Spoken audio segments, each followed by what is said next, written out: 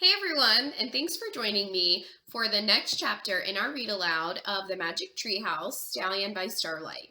Today we're going to be reading chapter 4. If you remember in chapter 3 ended with Jack and Annie following Aristotle to the royal house, and they were just about to meet King Philip.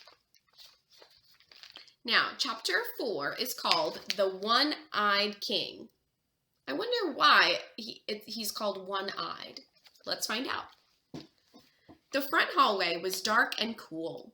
The flickering flames of oil lamps cast shadows on wall murals. The murals showed figures from Greek myths. Zeus, Annie whispered to Jack, pointing to a painting of the ruler of all the Greek gods. Centaurs, whispered Jack, pointing to creatures that were half man and half horse. This way, said Aristotle. Jack and Annie followed the philosopher through the hall to an open courtyard. Women in long white dresses were grilling meat over a fire and pulling bread from a clay oven. They glanced at Annie with curiosity. Aristotle led them past the cooks to a doorway off the courtyard. The sounds of loud conversation came from the room beyond. King Philip has gathered the men of his most elite cavalry, said Aristotle. They are known as the king's companions. Do not be startled when you look upon the king. Years ago, he lost an eye in battle. Ow, said Annie, wincing. Even so, he is still the greatest military leader in all the known world, said Aristotle. Jack nodded. He took a deep breath. Prince Alexander will be arriving soon, said the philosopher. Come. Then he led Jack and Annie into the spacious, lamp-lit room. The king's companions lay on couches, propped up on their elbows or on pillows. They were talking and eating. King Philip was on a couch, draped in purple silk. He had a black patch over one eye. Two bodyguards with curved swords hanging from their belts stood nearby. When the king and his men caught sight of Jack and Annie and Aristotle, they fell silent. King Philip II of Macedonia, Aristotle said, bowing. Jack and Annie bowed also. I have just met these two very learned young people today, said Aristotle.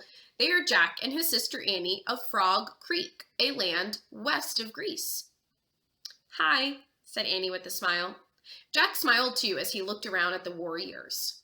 No one smiled back, including King Philip II of Macedonia. Sit, the king ordered. Jack and Annie sat together on an empty couch. Aristotle sat nearby. 3 servants quickly appeared. The king's companions resumed eating and talking as a servant removed Jack's sandals. She rinsed his dust-covered feet in a tub of warm water. Jack kept his eyes down, not sure what to do or say. Next, servants delivered small dishes of food to them. Jack identified olives, cheese, purple grapes, nuts, figs, and then there was something that looked like dead bugs. Annie caught Jack's eyes. Grasshoppers, she whispered, wrinkling her nose. Eat the grapes, he whispered back. Jack and Annie silently ate grapes as the king's companions feasted and talked with Aristotle and King Philip. The king was telling a story about a stallion that had been taken captive. Not until the dishes were cleared away did King Philip turn his gaze on Jack and Annie. Silence, the king ordered his men. It is time now to hear from our esteemed visitors. Whomever Aristotle admires, I admire also. Jack nearly choked on a grape.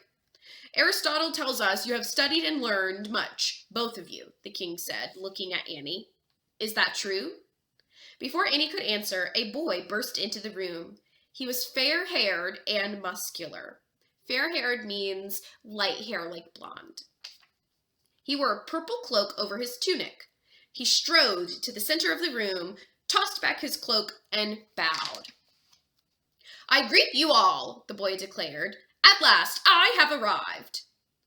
Hail, Prince Alexander, the men said in unison. Alexander the Great, Jack thought. Prince Alexander started to speak, but to Jack's surprise, the king snapped at him. Quiet, boy. Sit down.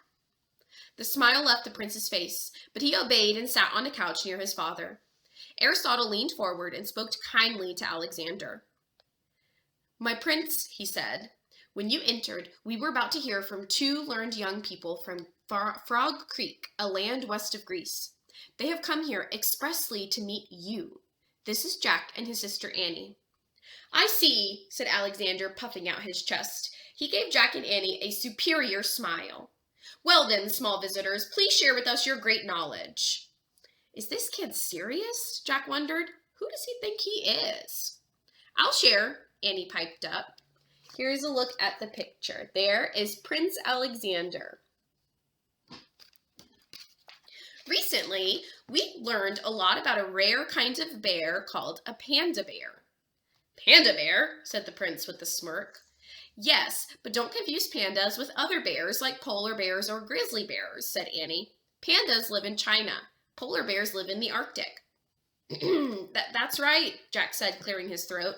They're very heavy polar bears, but they can move over thin sheets of ice. They balance their weight and slide on their paws.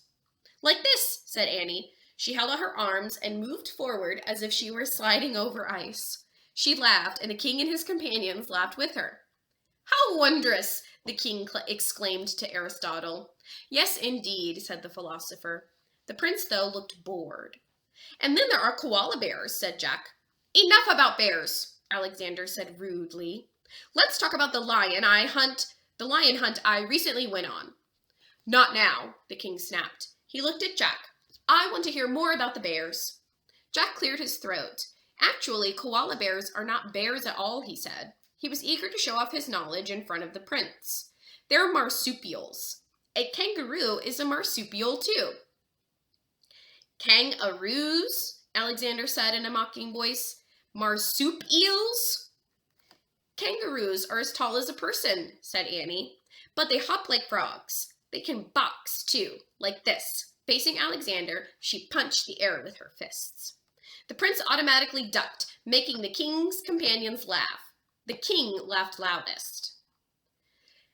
How foolish she is, the prince growled.